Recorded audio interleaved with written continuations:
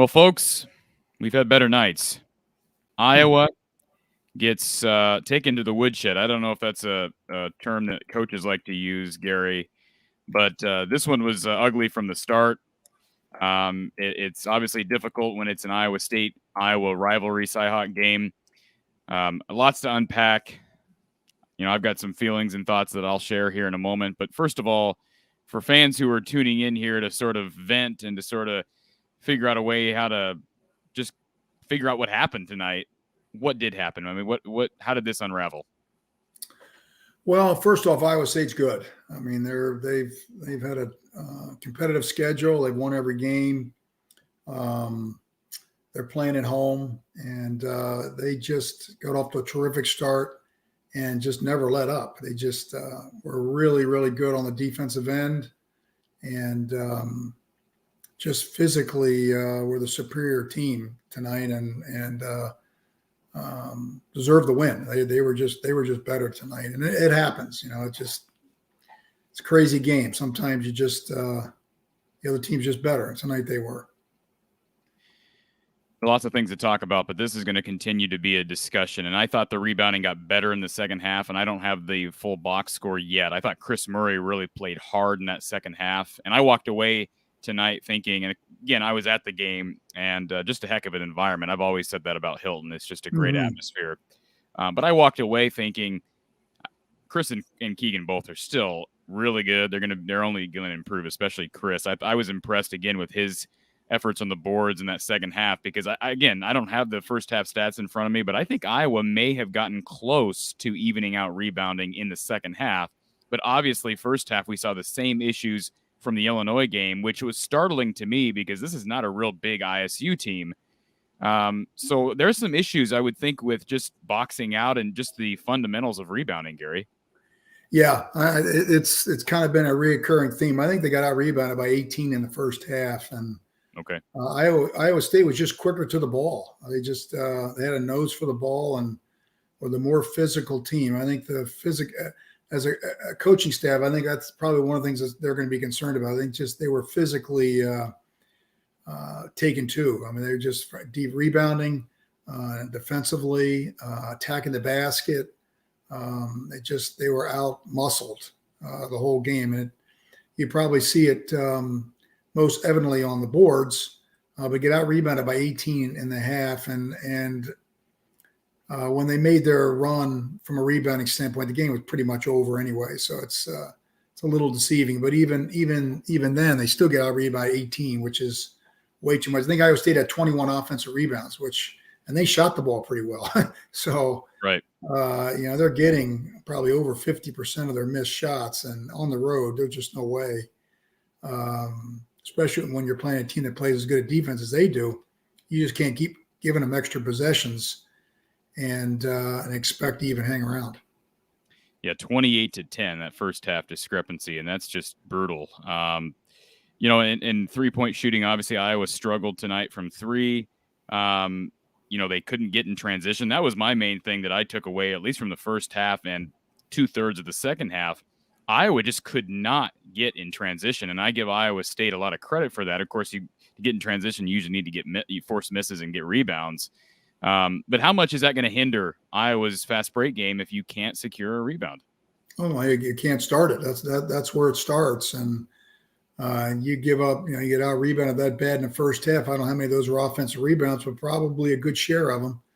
And they're converting on those, and then when they weren't getting the rebounds, they were scoring. So if you either getting the ball out of your basketball time or giving up offensive rebounds, you're gonna have a hard time getting your transition going.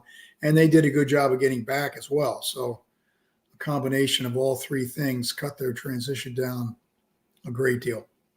There's no question, you brought it up at the outset of the show, that Iowa State is it's incredible what TJ Otzelberger has done there. I mean, I know it's early. I know they haven't even reached the Big 12 schedule yet.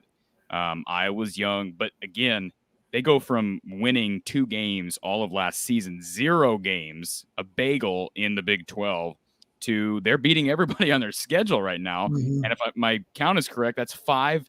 I consider Xavier and Creighton Power 5 and Memphis Power 5 teams. In basketball, I consider them major teams, obviously. So they are just beating everybody, and they're doing it on the defensive end. But I've never seen a number that I can remember. Even I said this to an Iowa State fan behind us. I said, I've never seen Iowa just dismantled from an offensive standpoint. Even the bad teams under Fran, like the 16-17, when Iowa started to take a dip, and of course 17-18 was really bad.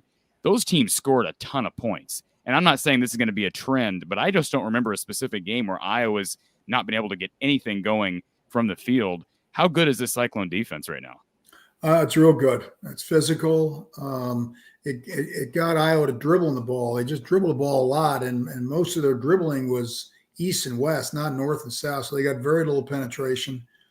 That's where you can get open looks from three if you can drive and kick. And they were really superior on the defensive end. I think their physical play really drove Iowa out of their offense. They didn't screen particularly well. When you're playing against a team that physical, you got to set good screens. You got to move the ball.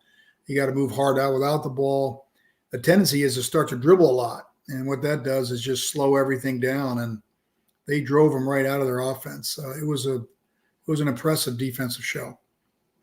With that being said, I did think Iowa missed a lot of shots, but again, I'm sure you can attribute some of that just to the fact that when you get out of rhythm, it's hard to get back in rhythm. Because the second half, Iowa had some looks. I thought Bohannon missed a couple open ones. Chris certainly missed some shots. There was a play in the second half, and I don't remember. Again, Iowa was thoroughly dominated in this game, but there was a transition bucket or lack thereof, I should say, where Peyton Sandfort tried to oop it to one of the Murray twins. And I'm thinking pull up for three. It would have made it a 14-point game if he can make that open transition three. And those are just that kind of just epitomize the growing pains that this team is going to have, because I'm thinking at this point in the game, Fran had inserted Peyton in there for his 3-point shooting purposes, I would have to assume. As far as responding from this, I mean, moving forward, you've got a long break, and we can talk about Utah State a bit. I know that's down the road now, but you're being a former coach. How do you coach your kids after a tough loss where you're just completely dominated, especially on the road, and then you have to go into a long break? How do you deal with that? Well, I think whether it's video or sitting them down, whatever you want to do, you got to point out where their deficiencies are and where we got to get better. And there's not a whole lot you can do during finals week. That's a tough week to do a whole lot of practicing, but I would guess they'll have a video session and go through some of the breakdowns they had defensively, some of the breakdowns they had offensively. Here's what we got to get better. And then, then it's time to take care of your test. And then as the finals week gets over, then I think you got to put this game behind you and move on to the next one. There's just take one day to figure out what went wrong, and then now we got to go to work and improve and get ready for Utah State, because that's not going to be an easy game, especially with such a long break.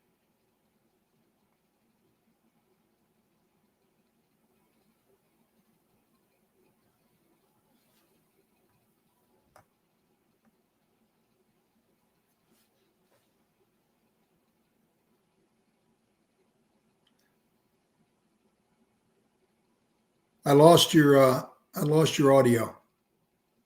Can you hear me now, Gary? Yeah. That was my fault. I apologize. If you look at the Big Ten schedule so far, so Iowa going 0-2. But again, we know how strong Purdue and Illinois are, although Purdue losing tonight, which might have been the biggest shocker in college basketball so far this year.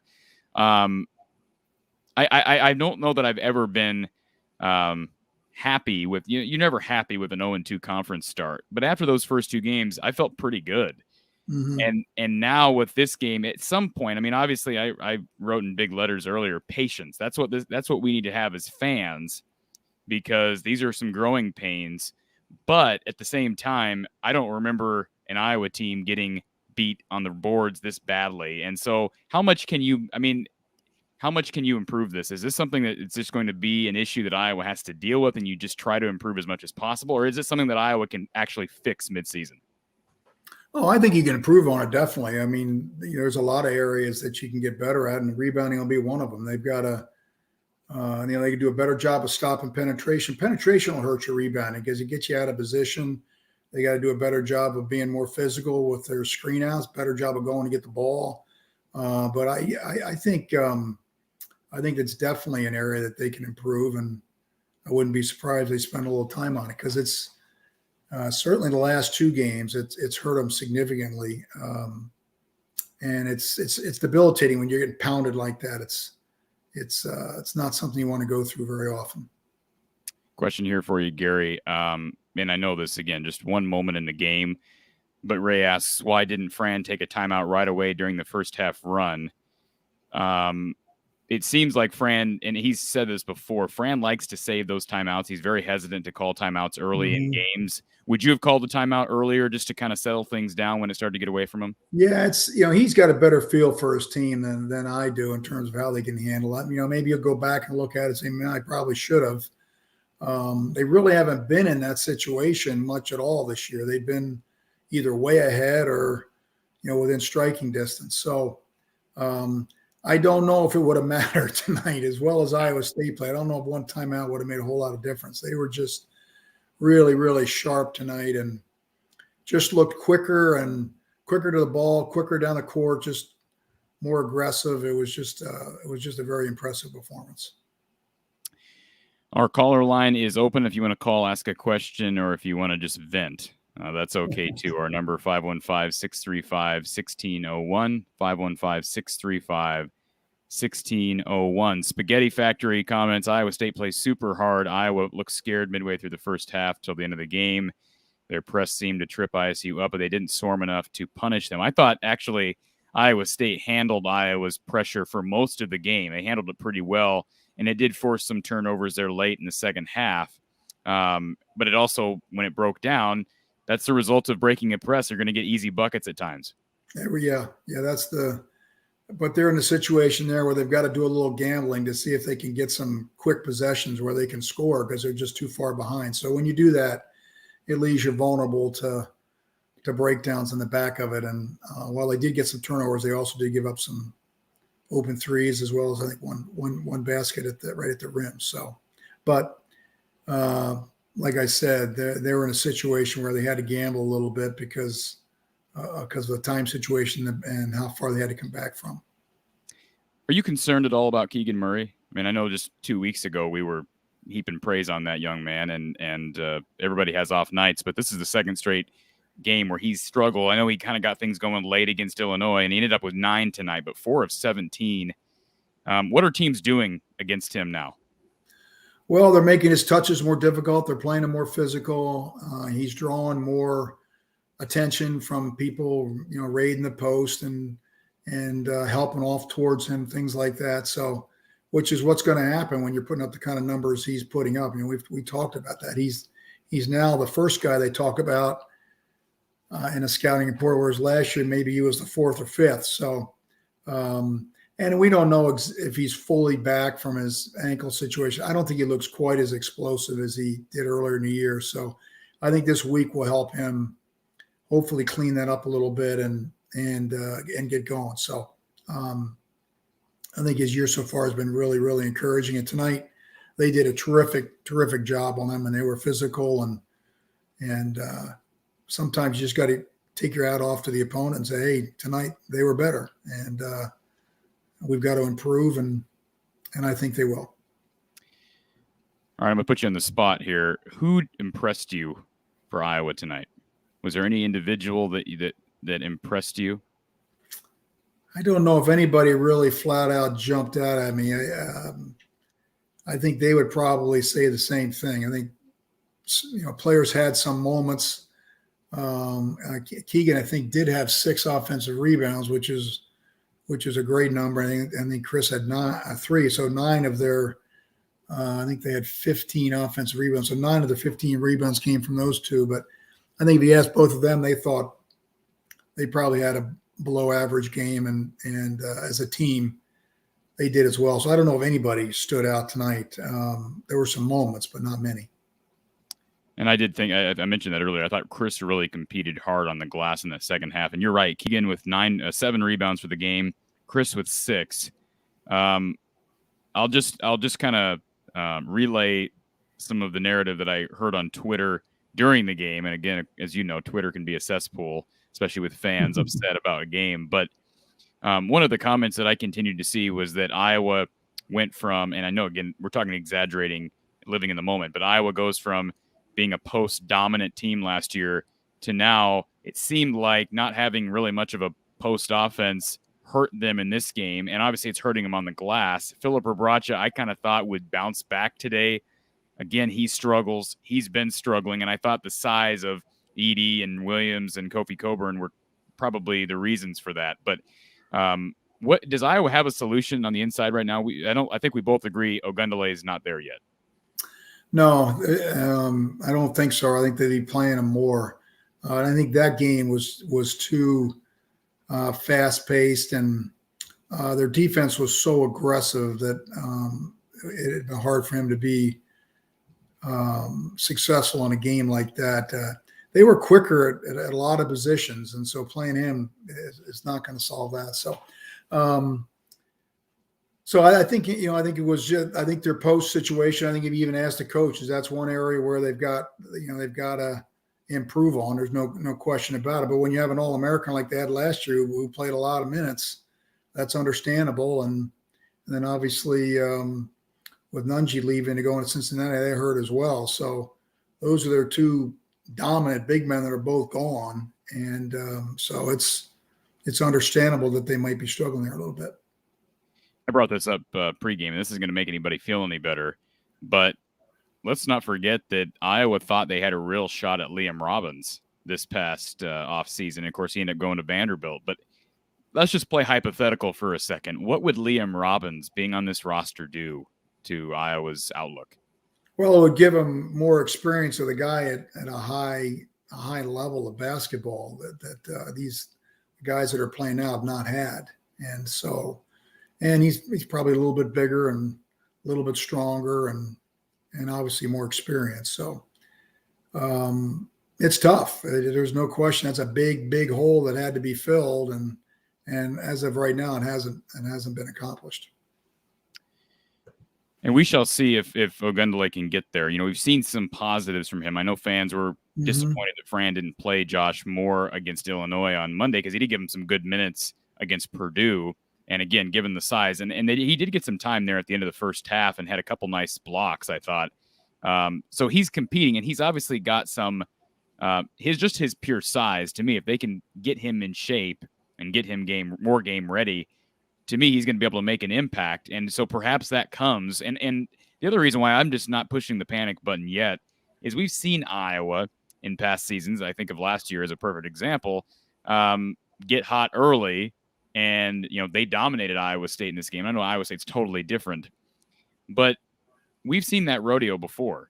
I think Iowa fans are ready to see a team peaking in February and March. And I know that's sort of a sorry excuse to be using when you get blown out on the road against your rival.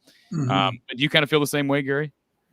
Well, that's what you definitely want to do. You want to be playing your best basketball in February, March, or your season is going to come to a fast ending. So there's a long way to go. They've had some bright moments. This was not one of them, but probably not totally surprising given how much they've lost in terms of who left and playing a really good opponent, a hot opponent. Opponent was playing really well on their court in a rivalry game. So, like I said, sometimes you just got to tip your hat off to the opponent. Hey, they were better tonight, and hey, here's where we got to get better. And now it's up to us to do that. And I think they've had enough bright spots that you can hope that this is more of an anomaly than something that's going to happen consistently. And one number that we've talked about a lot is Iowa not turning the ball over. And tonight, 12 turnovers, but still won that battle. And I don't think 12 turnovers, that Iowa State team turns everybody over and in high volume. So that's not a bad number either, is it, Gary? No. It's high for them, but they're one of the best in the country. So turnovers did not cost them the game tonight. I think their offense just bogged down with tremendous defensive pressure. They were rushed all night long and just did not get a lot of good looks, especially in the first half where they were dominant. They got a few, but not many, and never really got into a rhythm. And Iowa State deserves credit for that. I think there's a good example of a defensive defensive team dominating at that end. That was probably the main reason why they won the game. We'll finish up with Iowa, but Gary, I've got to ask you about what Wisconsin pulled off yesterday. I checked in on that game. I want to say it was maybe early in the second half, but it looked like Indiana was running away with it. Did you get to watch the Badgers yesterday? No, I saw a little bit of the first half, and then I actually was working a couple kids out, so I missed the second half. Indiana was terrific in the first half. Really, really looked sharp, and obviously that changed totally 180 in the second half. They held them to 17 points. You know, it's hard to believe that you can lose a game by 5 and only score 17 points and a half. But that's where they won the game. They shut them down on the defensive end and scored enough points to make a great comeback. So they're probably the surprise team in the Big Ten right now. They've had a terrific start. Their only loss was to a pretty good Providence team, and that's when Johnny Davis wasn't playing. So they're a team to be reckoned with. Hard to believe that they were picked 10th and Iowa's picked 9th. But that just goes to show you preseason polls. Hey, Iowa State was picked last. So incredible. Those polls don't mean a whole lot. They certainly don't. And, you know, a poll that also doesn't really mean anything at this point are these AP and coaches rankings. You know, you see Purdue get to number 1 in the country for the first time in school history. And in the back of my head, there was a lot of, and I don't know how active you are on the social media landscape, but there was a lot of celebration from Purdue people and the players and I'm not saying it was a distraction, but I'm sitting here thinking, I get that's an accomplishment. Like it's the first time in school history you've been number 1, but it's December. What are we celebrating? I mean, and exactly what just happened. They go to Rutgers against a team that's not really been playing that well, and they get beat. I don't know if you caught that game, Gary, but did you feel the same way? Was there a little bit too much celebration in West Lafayette this week? Well, I didn't know, but you know that kind of comes with the territory, especially if you've never done it before. You're going to do it for the first time, and in some ways, you know, it's understandable. It's you know, it's kind of a neat accomplishment. You know, like you said, it's early. Rutgers shot great from 3. They're not a great 3-point shooting team, but they shot 50%, I think, from 3, and that's how you have upsets. Is you know you're not solid on the defensive end in terms of giving up threes, and that can be a great equalizer, and it was tonight. Although it took a half-court bank shot to beat them, and you know it's a Big Ten game on the road, and Rutgers is not bad, so you know it's not totally surprising. It's a little bit obviously being number 1, but it just goes to show you in this league, when you go on a road, you better be ready to go. And you got to give credit to Rutgers. That was a terrific win for them.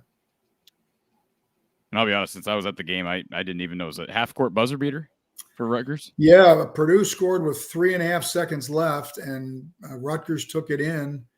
And the guy dribbled to half court and kind of did a step through of a trap and heaved it, and it went in. Banked in just inside the half-court line. Hunter. Is it Hunter? A real good player for Rutgers.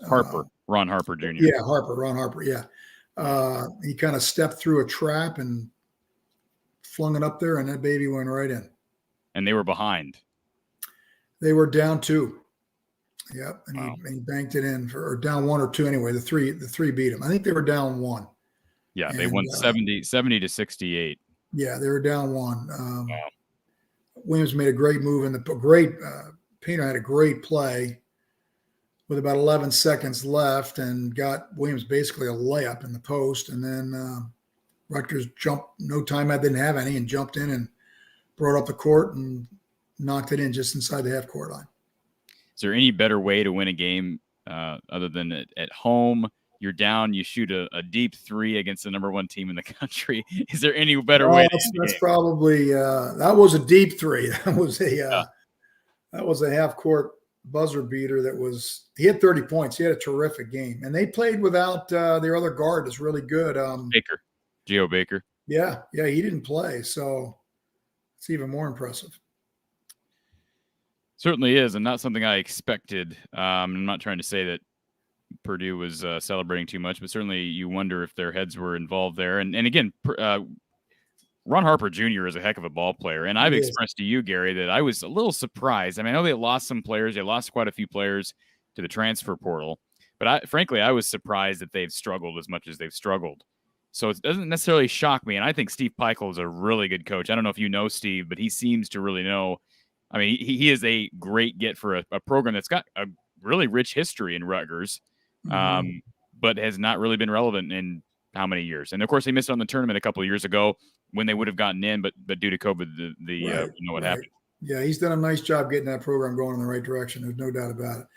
The league is brutal. You know, you can have a pretty good team playing pretty well and not get a lot of W's because the league is so tough. Absolutely. Okay, so let's look ahead here because we can drone on and on about this number, and it's not a pretty number. And frankly, it wasn't even this close, Gary. I mean, I just sitting there watching the game. The game was never in doubt for Iowa State. Yeah, you never thought they were going to make a run. It just Iowa State was in control. I think, especially on the defensive end, they did not get a lot of easy baskets. Everything was a struggle and took a long time on the shot clock. And like you said, very few transition baskets, very few easy baskets. They looked rushed. You got to give Iowa State credit for that. It was a really, really impressive defensive performance. So, hey, you learn from it and you move on. I want to ask you one last question before we turn our attention to Utah State. And I'm not going to rip anybody for this, but you've been in a lot of college atmospheres. The hatred from Iowa State fans towards this man, Jordan Bohannon, is unlike anything I've ever witnessed. As far as, I mean, this is a bitter rivalry, you could say, I guess. George Niang was sort of a villain in Iowa City, but nothing quite like this. And I understand that Jordan Bohannon has brought a lot of this on himself. Is there a line that you feel student bodies cross, though, as far as just how they treat an opposing player? Yeah, I think you can go too far. Yeah, I don't think there's any question about that. You know, there's nothing wrong with getting on a little bit and enjoying the game, but there's a line that you shouldn't cross in terms of good sportsmanship and things like that. So, but you're going to get that in a rivalry like this. That kind of comes with the territory, and probably didn't surprise Jordan because he's used to that. And well, I think he liked it. It's a typical Iowa State game, and that's why it's a great game, and hopefully they'll continue. I think it's too bad that they don't play UNI and Iowa State and Drake. Absolutely. I think it would be it's always been great for the state, and maybe there's some scheduling issues that prevent them from doing that. But well, I think the schedule. This is my opinion, Gary. I think the scheduling issues are they've lost that game at the McLeod Center too many times. Drake is now good. Those aren't good. I don't think Fran looks at those games as good opportunities. He looks at those as opportunities for losses. Mm-hmm. And that's unfortunate because I think the fans, those were great games. And Fran played in those, coached in those games early in his tenure. I remember he got tossed from a game up at UNI one year. So does Wisconsin, I'm trying to think of the equivalent of UNI and Drake up in Wisconsin. Milwaukee, Green Bay really isn't. No, Green Bay and Milwaukee are not on the levels of Drake and Milwaukee's not real relevant. No, not now. No, they're both programs are going through a change and trying to get back to where they were. One time they were, but they're not now. Wisconsin played Green Bay, but does not play Milwaukee. So I think it's kind of going around where, with the added Big Ten games now at 20, it limits the non-conference games. You get into, you want to go to a tournament and you want to play in the Big Ten ACC Challenge. And so there is some scheduling issues because of all the other priorities that you got to take care of. But they play Marquette every year. Am I correct? They do play Marquette every year. Yep.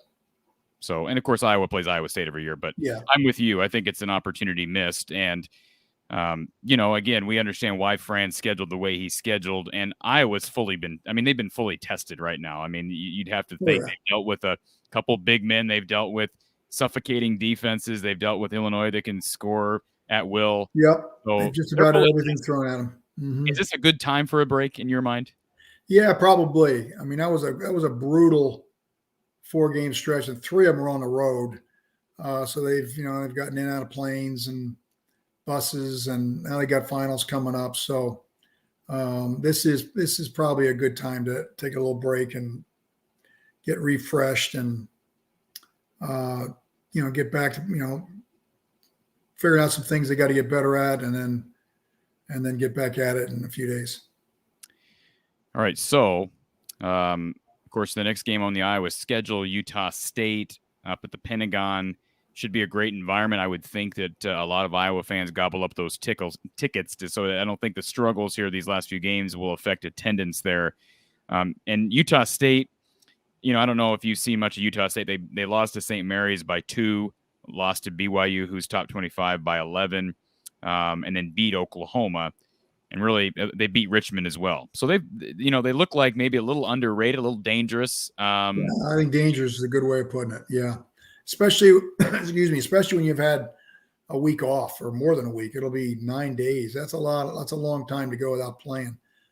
So, you worry about timing and things like that. So that's a pretty difficult game. A lot of times teams schedule easy games, so to speak, coming out of finals, because finals are tough in themselves. You don't get a lot of practice time. You're odd hours studying, and all of a sudden you're going to turn around and play a team like Utah State. That's gonna be a tough game. I don't think there's any question. And anybody who not familiar with Utah State, if you just look at their roster, Justin Bean, I don't know if you've heard that name, Gary, but a 6'7" senior out of Moore, Oklahoma. He's averaging 22 and 12.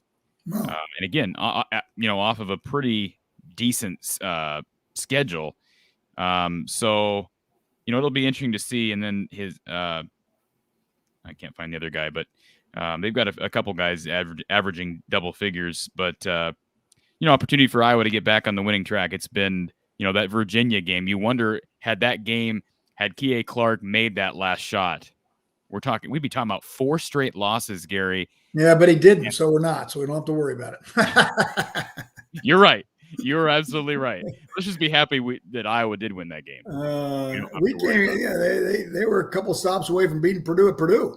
You're right. So, and Illinois, for that matter. Yep. Illinois game was close. They've had their moments against some pretty good teams. So tonight was not one of them, but we'll flush that one away and then get ready to roll. And keep improving. I think that's the key thing. What you do when you play games like this is it exposes your weaknesses. You want to find out now where you're weak, yes, so that when the league gets going, you can try to shore them up. You don't want to find that out, halfway through the Big Ten season. So they've got some areas, like every team, that they got to get better at. Now the question is, will they get that accomplished? And I still think they got a chance to be a pretty good basketball team. I think tonight was not reflective of that, but you're going to have games like that. So learn by it and move on.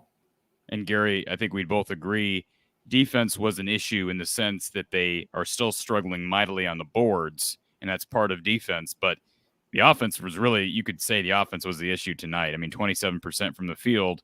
And if you're going to put your trust in Fran McCaffrey to do anything, it's fix some offensive issues. Yeah, I think the big problem they had was the physicality and the aggressiveness that they played with.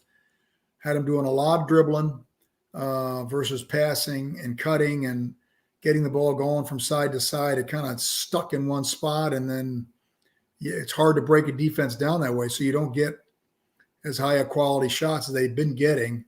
And as we mentioned, Iowa State did a terrific job of taking away their transition, which is where you can get some easy looks. So they had a lot of tough looks and challenge looks and didn't shoot the ball real well. And I think Iowa State deserves a credit for that.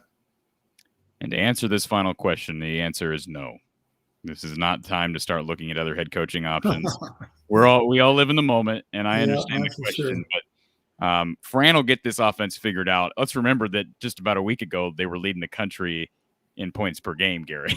So, right. And I was sitting there saying during that halftime, I'm sitting there thinking, all right, Iowa scored 26 in the first half. There's no way they're held under 60. And they came out and had 3 points in like the first 7-8 minutes off of a Rabracha dunk and a free throw. And you're thinking, I said it again to the Cyclone fans around us. I said, I've never seen Iowa's offense stagnant like this. So I don't want to say it's a fluke. You got to give Iowa State all kinds of credit like you brought up.